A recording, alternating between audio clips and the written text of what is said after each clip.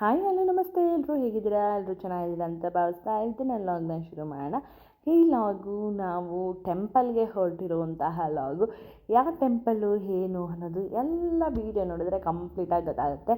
So ಮೊದಲಿಗೆ ಗೊತ್ತೇ ಇದೆ, ನಾವು ಯಾವುದಾದ್ರೂ ದೇವಸ್ಥಾನಕ್ಕೆ ಹೋಗಬೇಕು ಅಂತ ಒಂದು ದರ್ಶನ ಮಾಡಬೇಕು ಅಂತ ಹೇಳಿದ್ರೆ ಮನೇಲಿ ಈ ರೀತಿ ಧೂಪ ದೀಪ ಹಚ್ಚಿ ನಮಸ್ಕಾರ ಮಾಡಿ ಹೂವುಗಳನ್ನೆಲ್ಲ ಹಾಕಿ ಮನೆಯಿಂದ ಹೊರಡ್ತೀವಿ. ಇದು ಅರೌಂಡ್ ಬೆಳಿಗ್ಗೆ ಒಂದು 6:30 ಅಂತ ಅನಿಸುತ್ತೆ ನಾವು ಪೂಜೆ ಮಾಡಿ ಮನೆಯಿಂದ ಹೊರಟಿದ್ದು. ರಾಹುಕಾಲ ಇರೋದ್ರಿಂದ ರಾಹುಕಾಲಕ್ಕೆ ಮೊದಲು ಮನೆ ಬಿಡಬೇಕು ಅಂತ ಹೇಳಿ ಬೇಗ ಪೂಜೆ ಮಾಡಿ ಹೊರಟ್ವಿ. ಸೊ ಒಂದು ಕಾರಲ್ಲಿ ನಾವು, ಮತ್ತೊಂದು ಕಾರಲ್ಲಿ ನಮ್ಮ ದೊಡ್ಡನಾದ್ನಿ ಬಂದಿದ್ದರು. ಸೊ ಜೊತೇಲಿ ಹೋಗೋಣ ಅಂತ ಹೇಳಿ ಅಲ್ಲೇ ಮನೆಯಿಂದ ಸ್ವಲ್ಪ ದೂರ ಬಂದು ಹೈವೇ ಟೋಲ್ ಹತ್ರ ನಿಂತಿದ್ವಿ ಅಂತಲೇ ಹೇಳ್ಬೋದು. ಅವರಿಗೆ ವೆಯ್ಟ್ ಮಾಡ್ತಿದ್ವಿ. ವಿತಿನ್ ಒಂದು 5 ಮಿನಿಟ್ಸ್ ನಾವು ರೀಚ್ ಆಗಿ ಒಂದು 5 to 10 ಮಿನಿಟ್ಸ್ ಅವರು ಸಹ ರೀಚ್ ಆದರು ಟೋಲ್ ಹತ್ರ. ಸೊ ಇದಾಗಿತ್ತು ಇವತ್ತಿನ ಲಾಗು. ತುಂಬ ದಿನ ಆದಮೇಲೆ ವೀಡಿಯೋ ಅಪ್ಲೋಡ್ ಮಾಡ್ತಾ ಇದ್ದೀನಿ. ವೀಡಿಯೋ ಇಷ್ಟ ಆದರೆ ಲೈಕು ಕಮೆಂಟು ಮಾಡೋದನ್ನು ಮರಿಬೇಡಿ. ಅರ್ಲಿ ಮಾರ್ನಿಂಗ್ ಆಗಿರೋದ್ರಿಂದ ಚೀಕು ನಿದ್ದೆ ಮಾಡಿಬಿಟ್ಟಿದ್ದ. ಅವ್ರ ಅತ್ತೆ ಬಂದಿದ ತಕ್ಷಣ ಹಾಗೆ ಸಡನ್ನಾಗಿ ವೇಕಪ್ ಆದ ಅಂತಲೇ ಹೇಳ್ಬೋದು. ಸೊ ನೋಡಿ, ಒಂದು ಕಡೆ ಬಂದರು ಅಂತಲೇ ಹೇಳ್ಬೋದು ಟೋಲ್ ಹತ್ರ. ಸೊ ದೊಡ್ಡನಾದ್ನಿ ಹಾಗೆ ಶರು ಅಣ್ಣ ಅಂತ, ರಾಘವರ ಅತ್ತೆ ಮಗ ಅವರು, ನಮ್ಮ ಬಾವಾಜಿ ಎಲ್ಲರೂ ಸಹ ಅಲ್ಲೇ ಒಂದು ಫೋಟೋಗಳನ್ನ ತೊಗೊಂಡು ಅಲ್ಲಿಂದ ಹೊರಟ್ವಿ ಅಂತಲೇ ಹೇಳ್ಬೋದು. ಸೊ ಗೊತ್ತೇ ಇದೆಯಲ್ಲ, ಒಂದು ದರ್ಶನಕ್ಕೆ ಹೋಗಬೇಕು ಅಂತ ಹೇಳಿದ್ರೆ ಹೊಟ್ಟೆ ಹೇಗೆ ತುಂಬಿಸ್ಕೋತೀವೋ ಗಾಡಿಗೂ ಸಹ ಹಾಗೆ ಹೊಟ್ಟೆ ತುಂಬಿಸ್ಬೇಕಲ್ವ. ಸೊ ಅದೇ ರೀತಿ ಇಲ್ಲಿ ಪೆಟ್ರೋಲ್ನ ಹಾಕಿಸ್ಕೊಂಡು ನಾವು ಹೊರಟ್ವಿ ಅಂತಲೇ ಹೇಳ್ಬೋದು. ಇದೆಲ್ಲ ಆದಮೇಲೆ ಹತ್ತತ್ರ ಒಂದು 9 ಗಂಟೆ ಆದಾಗ ಟಿಫನ್ ಸಮಯ ಆಗಿರುತ್ತಲ್ವ. ಸೊ ಟಿಫನ್ ಅಂದಮೇಲೆ ಬೇಗ ಮಾಡಿಬಿಡ್ಬೇಕು ಮಕ್ಕಳಿರೋ ಮನೆ ಅಂತ ಹೇಳಿ ನಮ್ಮ ದೊಡ್ಡನಾದ್ನಿ ಮನೆಯಿಂದನೇ ಮಾವಿನಕಾಯಿ ಚಿತ್ರಾನ್ನ, ಉಪ್ಪಿನಕಾಯಿ ಪ್ರತಿಯೊಂದನ್ನು ಸಹ ತಂದಿದ್ರು. ತುಂಬಾ ಟೇಸ್ಟಿಯಾಗಿತ್ತು ಅಂತಲೇ ಹೇಳ್ಬೋದು. ಯಾಕಂತ ಹೇಳಿದ್ರೆ ಅಷ್ಟು ಚೆನ್ನಾಗಿ ಅವರು ಮಾವಿನಕಾಯಿ ಚಿತ್ರಾನ್ನ ಮಾಡ್ಕೊಬಂದಿದ್ರು. ಹೇಳಬೇಕು ಅಂದರೆ ನಾವು ಟ್ರಿಪ್ ಮುಗಿಸಿ ಮನೆಗೆ ಬರೋವರೆಗೂ ಆ ಮಾವಿನಕಾಯಿ ಚಿತ್ರಾನ್ನನೇ ನಮ್ಮ ಹೊಟ್ಟೆಲಿ ಇದ್ದಿದ್ದಂತಹ ಗಟ್ಟಿ ಅಂತಲೇ ಹೇಳ್ಬೋದು. ಯಾಕಂದರೆ ಎಲ್ಲೂ ಊಟ ಚೆನ್ನಾಗಿಲ್ಲ, ಅದೊಂದೇ ಬೇಜಾರು. ಸೊ ಟ್ರಿಪ್ಗಳಿಗೆ ಹೋದರೆ ನಮ್ಮ ಬೆಂಗಳೂರು ಥರ ನಿಜವಾಗ್ಲೂ ಯಾವ ಊರು ಬರೋಲ್ಲ ಅಂತಲೇ ಹೇಳ್ಬೋದು. ಸೊ ಹಾಗೆ ಒಂದು ಕಪ್ ಕಾಫಿ ಹುರ್ಕೊಂಡು ಅಲ್ಲಿಂದ ಹೊರಟ್ವಿ. ಚೀಕು ಸಾಂಗ್ ಹಾಡ್ಕೊಂಡು ಡ್ಯಾನ್ಸ್ ಮಾಡ್ಕೊಂಡು ಬರ್ತಾಯಿದ್ದ ಖುಷಿಯಾಗಿ. ಸೊ ಅವ್ನು ನೋಡಿ ನನಗೂ ಸಹ ಅವನಿಗೆ ಬೋರ್ ಮಾಡಿಸ್ಬಾರ್ದು ಅಂತ ಹೇಳಿ ಅವನ ಜೊತೆ ನಾನು ಸಹ ಡ್ಯಾನ್ಸ್ ಆಡೋಕ್ಕೆ ಟ್ರೈ ಮಾಡ್ತಾಯಿದ್ದೆ. ಇದು ಯಾವ ಸಾಂಗಿಗೆ ಡ್ಯಾನ್ಸ್ ನಾವು ಹಾಡ್ತಿದ್ವಿ ಅಂತ ನಿಮಗೇನಾದರೂ ಎನಿ ಗೆಸ್ ಇದ್ದರೆ ಕಮೆಂಟ್ ಬಾಕ್ಸಲ್ಲಿ ತಿಳಿಸಿ, ಓಕೆನಾ? ಸೊ ನಾವು ಯಾವ ಸಾಂಗಿಗೆ ಡ್ಯಾನ್ಸ್ ಹಾಡ್ತಿದ್ದೀವಿ ಅನ್ನೋದನ್ನ ನೀವು ಗೆಸ್ ಮಾಡಿಬಿಟ್ಟು ಕಮೆಂಟ್ ಬಾಕ್ಸಲ್ಲಿ ತಿಳಿಸ್ಬಹುದು. ಸೊ ಎಲ್ರಿಗೂ ಗೊತ್ತೇ ಇದೆ ನಮ್ಮ ಅಚ್ಚುಮೆಚ್ಚು ಯಾರು ಅಂತ. ಸೊ ಅವ್ರದ್ದೇ ಸಾಂಗು, ಅವ್ರಿಗೆ ಡ್ಯಾನ್ಸು, ಕ್ಲೂನು ಸಹ ಕೊಟ್ಟಿದ್ದೀನಿ ನಾನು. ಸೊ ಹೀಗೆ ಹೋಗ್ತಾ ದಾರಿ ಸಾಕ್ತು ಅಂತಲೇ ಹೇಳ್ಬೋದು. ನಮ್ಮ ಚೀಕು ಅಂತೂ ಒಂದು ಸ್ವಲ್ಪನೂ ಟಯರ್ಡ್ ಆಗಿಲ್ಲ, ಆರಾಮಾಗಿ ಆ ಒಂದು ವೇನ ಎಂಜಾಯ್ ಮಾಡಿಕೊಂಡು ನಮ್ಮ ಜೊತೆನೇ ಆರಾಮಾಗಿ ಖುಷಿಯಾಗಿ ಬರ್ತಾಯಿದ್ದ.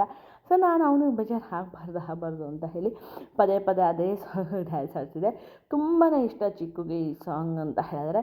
ಯಾಕಂದರೆ ನಾವು ಕೇಳಿ ಅವನಿಗೂ ಅದೇ ಅಭ್ಯಾಸ. ನಾವಾದರೂ ಬಿಟ್ಟಿರ್ತೀವಿ, ಆದರೆ ನನ್ನ ಮಗ ಮಾತ್ರ ಆ ಸಾಂಗ್ನ ಕೇಳೋದನ್ನೇ ಬಿಡೋಲ್ಲ ಅಂತಲೇ ಹೇಳ್ಬೋದು. ಅಷ್ಟು ಹುಚ್ಚು ಅಭಿಮಾನಿ ಈ ಸಾಂಗಿಗೆ.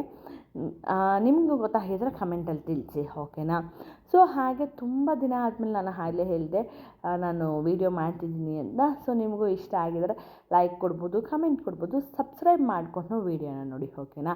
ಸಬ್ಸ್ಕ್ರೈಬ್ ಮಾಡಿಕೊಳ್ದೆ ಯಾರೂ ಸಹ ವೀಡಿಯೋನ ನೋಡೋಕ್ಕೆ ಹೋಗಬೇಡಿ. ಸದ್ಯ ಹಾಡು ಡ್ಯಾನ್ಸ್ ಹಾಡ್ತಾ ನಾವು ಹೊರಟಿದ್ದಂತಹ ದೇವಸ್ಥಾನ ಮಧ್ಯದಲ್ಲಿ ಲೇಪಾಕ್ಷಿ ದೇವಸ್ಥಾನ ಸಿಕ್ತು. ನಾನಂತೂ ಫಸ್ಟ್ ಟೈಮ್ ಈ ದೇವಸ್ಥಾನ ನೋಡಿದ್ದು. ಇಂಥ ಬಂಡೆ ಕಲ್ಲುಗಳಲ್ಲಿ ಮಾಡಿರುವಂತಹ ಕೆತ್ತನೆಗಳು. ಆ ಬಿಸಿಲಿಗೆ ಹಬೆ ಹೊಡಿತಿತ್ತು, ಕಾಲು ಸುಡುತ್ತಾ ಇತ್ತು. ಆದರೂ ಸಹ ಒಳಗಡೆ ಹೋದ್ಮೇಲೆ ತುಂಬಾ ಅದ್ಭುತವಾಗಿತ್ತು ಅಂತಲೇ ಹೇಳ್ಬೋದು. ದೇವರ ದರ್ಶನ ಆಗಿರ್ಬೋದು. ಒಂದೇ ಕಡೆ ಒಂದು 5, 6, 7, 8 ದೇವರು ಸಹ ಇತ್ತು. ಒಂದೇ ಕಡೆ ಅಷ್ಟೇ ದೇವ್ರನ್ನ ನೋಡ್ಬೋದು. ನಾನು ಹಂಪಿನೂ ಸಹ ನೋಡಿಲ್ಲ.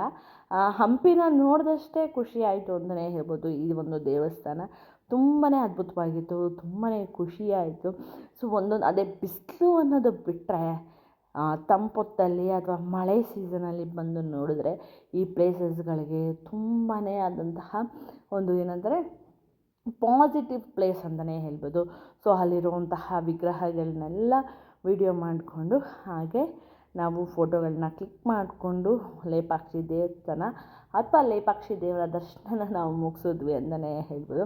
ನೋಡಿ ಒಂದೊಂದು ಕೆತ್ತನೆಯಲ್ಲೂ ಸಹ ಒಂದೊಂದು ಅರ್ಥಗಳಿದೆ ಅಂತ. ಆಕಾಶ ನೀಲಿ, ಬಂಡೆಗಳು, ಕಲ್ಲುಗಳು, ಅದರಲ್ಲಿರುವಂತಹ ಕೆತ್ತನೆಗಳು, ಲಿಂಗ, ಅದ್ರ ಜೊತೆಗೆ ಇದಂತೂ ವಿಶಿಷ್ಟವಾದಂತಹ ಅಂತಲೂ ಹೇಳ್ಬೋದು. ಅಷ್ಟು ಚೆನ್ನಾಗಿದೆ. ನಿಮಗೆ ಡೈರೆಕ್ಟಾಗಿ ಇಷ್ಟು ಚಿಕ್ಕದಾಗಿ ಕಾಣ್ಬೋದು, ಅಲ್ಲ ವಿಡಿಯೋದಲ್ಲಿ ಇಷ್ಟು ಚಿಕ್ಕದಾಗಿ ಕಾಣ್ಬೋದು. ಡೈರೆಕ್ಟಾಗಿ ನೋಡೋಕ್ಕೆ ನೀವು ಎಷ್ಟು ದೊಡ್ಡ ಸರ್ಪದ ಮಧ್ಯ ಲಿಂಗ ಇರೋದಂತೆ. ಸೊ ಇನ್ನು ಇದು ಗೊತ್ತೇ ಇದೆ ನಿಮಗೆಲ್ರಿಗೂ ಸಹ, ಲೇಪಾಕ್ಷಿ ಹತ್ರನೇ ಇರುವಂತಹದ್ದು. ಇದಕ್ಕೂ ಸಹ ಜಟಾಯು ಇದು. ಸೊ ಇಲ್ಲೂ ಸಹ ಹೋಗಿದ್ವಿ. ಹಾಗೆ ಎಲ್ಲನೂ ಸಹ ಒಂದೆರಡು ಕ್ಲಿಪ್ಪಿಂಗ್ನ ತೊಗೊಂಡು ನಿಮಗೂ ಸಹ ತೋರ್ಸೋಣ ಅಂತ ಹೇಳಿ ಬಂದು. ನೋಡಿ ಚೀಕುಗೆ ಉಪ್ಪು ಮೂಟೆ ಮಾಡ್ತಿದ್ದಾನೆ ಕೃಷ್ಣ. ಸೊ ಮಕ್ಳಿಗಂತೂ ಸುಸ್ತು ಅಂತ ಬೇಜಾರು ಅಂತ ಆಗಲ್ಲ, ಯಾಕಂದರೆ ಆಚೆ ಬರೋದೇ ಅಪರೂಪ ಅಲ್ವಾ, ಬಂದಾಗ ಎಂಜಾಯ್ ಮಾಡಬೇಕು ಅಂತ. ಈ ಮಂಗ ಎಷ್ಟು ಚೆನ್ನಾಗಿ ನೀರು ಕುಡಿತಿತ್ತು ಬಾಟ್ಲಲ್ಲಿ ಅಂತ ಹೇಳಿದ್ರೆ, ನಾನು ವೀಡಿಯೋ ಮಾಡೋದು ನೋಡ್ಬಿಟ್ಟು ಆ ಮಂಗ ಬಾಟ್ಲಿ ಇಳಿಸ್ಬಿಡ್ತು ಏನೋ ಗೊತ್ತಿಲ್ಲ, ಬಟ್ ಅಷ್ಟು ಚೆನ್ನಾಗಿ ಅದು ನೀರು ಕುಡ್ಕೊಂಡು ಕೂತಿತ್ತು ಅಂತಲೇ ಹೇಳ್ಬೋದು. ಇನ್ನು ಅಲ್ಲಿಂದ ಮತ್ತೆ ಜರ್ನಿ ಶುರು ಆಯಿತು. ಜರ್ನಿ ಶುರು ಆದಾಗ ಮತ್ತೆ ಅದೇ ಡ್ಯಾನ್ಸು, ಅದೇ ಇದು. ಚೀಕುಗೋಸ್ಕರ ಸ್ವಲ್ಪ ದಾರಿ ಆದ್ರೂ, ಯಾಕೆಂದರೆ ದೂರ ಪ್ರಯಾಣ ಮಾಡ್ತಾ ಇರೋದ್ರಿಂದ ಬೋರ್ ಆಗಬಾರ್ದು ಅಂತ ಹೇಳಿ ಚೀಕುಗೆ ಹಾಗೇ ಎಂಜಾಯ್ ಮಾಡಿಸ್ತಾನೇ ಇದ್ದೆ, ಎಂಟರ್ಟೈನ್ಮೆಂಟ್ ಕೊಡ್ತಾನೇ ಇದ್ದೆ. ಸೊ ಅಷ್ಟು ಮುದ್ದಾಗಿ ಅದನ್ನು ಸಹ ಎಂಟರ್ಟೈನ್ಮೆಂಟ್ ತಗೋತಾ ಇತ್ತು. ಸೊ ಇನ್ನು ದಾರಿ ಮಧ್ಯದಲ್ಲಿ ನಿಲ್ಲಿಸಿ ಮತ್ತು ಮಾವಿನಕಾಯಿ, ಸೌತೆಕಾಯಿ ಎಲ್ಲರೂ ಸಹ ತಿಂದ್ವಿ. ಸೊ ನಮ್ಮನ್ನ ಅದು ಕಟ್ ಮಾಡಿ ಕೊಡ್ತಾಯಿದ್ರು, ನಾವು ತಿಂತಾಯಿದ್ವಿ ಅಂತಲೇ ಹೇಳ್ಬೋದು. ಆಲ್ಮೋಸ್ಟ್ ಮಾವಿನಕಾಯಿ, ಸೌತೆಕಾಯಿನೂ ಸಹ ಅವ್ರ ಮನೆಯಿಂದಲೇ ತಂದಿದ್ದರು. ಹೇಳಿದ್ನಲ್ಲ, ಹೊರಗಡೆ ನಾವು ಹೋದಾಗ ಈ ರೀತಿ ಮನೆಯಿಂದ ಪಾರ್ಸಲ್ಗಳು ತರೋದೇ ಬೆಸ್ಟು ಅಂತಲೇ ಹೇಳ್ಬೋದು. ಯಾಕಂತ ಹೇಳಿದ್ರೆ ಅಂಗಡಿಗಳಾಗಿರ್ಬೋದು, ಇದಾಗಿರ್ಬೋದು, ಯಾವುದು ಚೆನ್ನಾಗಿರಲ್ಲ. ಚೀಕು ನೋಡಿ ಉಲ್ಲಾಸ್ ಗುಡಿ ಹೊಡಿ ಅಂತ ಹೇಳಿ ಪವನ್ಗೆ ಹೇಳಿ ಓಡಿಸ್ತಾ ಇದ್ದ. ಸೊ ಅದಕ್ಕೆ ಆದಷ್ಟು ಬೇರೆ ಊರುಗಳಿಗೆ ತುಂಬ ದೂರ ಪ್ರಯಾಣ ಮಾಡೋದ್ರಿಂದ ನಮಗೆ ಏನು ಕೈಗೆ ಸಿಗುತ್ತೆ ಅದನ್ನೆಲ್ಲ ನಾವು ಮನೆಯಿಂದಲೇ ಪಾರ್ಸೆಲ್ ತೊಗೊಂಡು ಹೋಗೋದು ತುಂಬಾ ಉತ್ತಮ. ಸೊ ಇದಾದಮೇಲೆ ಊಟದ ಸಮಯ ಆಯಿತು. ಆ ಊಟ ಹತ್ತತ್ರ ನಾವು ಆಂಧ್ರ ದಾಟ್ಬಿಟ್ಟಿದ್ವಿ ಅಂತ ಅನಿಸುತ್ತೆ. ಸೊ ಅಲ್ಲಿ ಸಿಕ್ಕಾನೋಂಥ ಊಟ ಏನಂದರೆ ಪಾಲಿಗೆ ಬಂದಿದ್ದು ಪಂಚಾಮೃತ ಅಂತ ಹೇಳ್ತಾರಲ್ಲ, ಆ ರೀತಿ ಆಗೋಗಿತ್ತು. ಸೊ ಪಾಲಕ್ ಪನ್ನೀರು, ದಾಲು, ಅನ್ನ, ಅಲ್ಲೆಲ್ಲ ದಾಲ್ಗಳೇ ಫೇಮಸ್ಸು. ಸೊ ಅದಕ್ಕೋಸ್ಕರ ಅದನ್ನೇ ಸಹ ತೊಗೊಂಡ್ವಿ. ಸೋಡಾನೆಲ್ಲ ಕುಡ್ಕೊಂಡು ಅಲ್ಲಿಂದ ನಾವು ಮತ್ತೆ ಹೊರಟ್ವಿ. ನೋಡಿ ಜ್ಯೂಸ್ಗಳು ಪಾರ್ಟಿ, ಯಾರ್ಯಾರಿಗೆ ಏನೇನು ಬೇಕೋ ಅವರೆಲ್ಲ ನೋಡಿದ್ರು. ನಮ್ಮ ಚೀಕು ನಾನು ಇಡ್ತೀನಿ ಅಂತ ಹೇಳಿ ಫೋಟೋಗೆ ಅವನು ಇಟ್ಟು ಫೋಟೋ ಹಿಡಿಸ್ಕೊತಾ ಇದ್ದ. ಸೊ ಇದಾಗಿತ್ತು ಇವತ್ತಿನ ಲಾಗು. ಸೊ ಪ್ರತಿಯೊಬ್ರಿಗೂ ಸಹ ಇಷ್ಟ ಆಗುತ್ತೆ. ಮುಂದಿನ ಲಾಗಲ್ಲಿ ನಾವು ಮತ್ತೆ ಮುಂದಿನ ಜರ್ನಿ ಎಲ್ಲಿ ಮಾಡಿದ್ವಿ, ಯಾವ ದೇವಸ್ಥಾನಕ್ಕೆ ಹೋದ್ವಿ, ಹೇಗಿತ್ತು ನಮ್ಮ ಒಂದು ದರ್ಶನ, ಯಾವ ರೀತಿ ಆಯಿತು ಅನ್ನೋದನ್ನ ಪ್ರತಿಯೊಂದನ್ನು ಸಹ ನಾನು ನಿಮಗೆ ತಿಳಿಸ್ಕೊಡ್ತೀನಿ. ಸೊ ನೀವು ಇಷ್ಟಪಡ್ತೀರಾ ಅಂತ ನೆಕ್ಸ್ಟ್ ಬ್ಲಾಗ್ನು ಅನ್ಕೋತೀವಿ. ಅದಾದಮೇಲೆ ನೋಡಿ ನಮ್ಮ ಚೀಕು ಯಾವ ರೀತಿ ನಾನು ಮಲಗಿದ್ದೀನಿ ಅಂತ ಹೇಳಿ ನಿದ್ದೆ ಮಾಡಿಸ್ತಾನೆ. ಜೊಜೋ ಮಮ್ಮಿ ಅಂತ ಹೇಳಿ ತಲೆಗೆ ಹೊಡೆದು ಮಲಗಿಸ್ತಾ ಇದ್ದಾನೆ. ತುಂಬ ಖುಷಿ ಆಗುತ್ತಲ್ಲ ಅದು. ಹೇಗೆಂದರೆ ನನಗೇನಾದರೂ ಆದರೆ ಫಸ್ಟ್ ಸ್ಪಂದನೆ ಮಾಡೋದೇ ಚೀಕು ಅಂತಲೇ ಹೇಳ್ಬೋದು. ಸೊ ಇನ್ನು ನಾವು ಅಲ್ಲಿ ರೀಚ್ ಆಗೋಷ್ಟರಲ್ಲಿ ನಮ್ಮ ಸೂರ್ಯ ಮುಳುಗುವಂಥ ಸಮಯ ಬಂದೇ ಬಿಡ್ತು. ಸೂರ್ಯ ಮುಳುಗುವಷ್ಟರಲ್ಲಿ ನಾವು ಅಂದ್ಕೊಂಡಿರುವಂತಹ ದೇವರ ದರ್ಶನನ ಮಾಡೋಕ್ಕೆ ಆ ಒಂದು ಸ್ಥಳಕ್ಕೆ ರೀಚ್ ಆದ್ವಿ. ಯಾವ ಸ್ಥಳ ಅನ್ನೋದನ್ನ ಮುಂದಿನ ಲಾಗಲ್ಲಿ ತಿಳಿಸ್ತೀನಿ ಅಂತ ಹೇಳ್ತಾ ಈ ಲಾಗ್ನ ಇಲ್ಲಿಗೆ ಮುಗಿಸ್ತಾ ಇದ್ದೀನಿ. ಮತ್ತೆ ಮುಂದಿನ ಲಾಗಲ್ಲಿ ನಿಮ್ಮೆಲ್ರಿಗೂ ಸಿಗ್ತೀನಿ. ಅಲ್ಲಿವರೆಗೂ ನಮ್ಮ ಚಾನಲ್ನ ಸಬ್ಸ್ಕ್ರೈಬ್ ಮಾಡಿಕೊಂಡು ಲೈಕ್ ಕೊಟ್ಟು ನೋಡಿ ಅಂತ ಹೇಳ್ತಾ love you all, tata, take care, bye.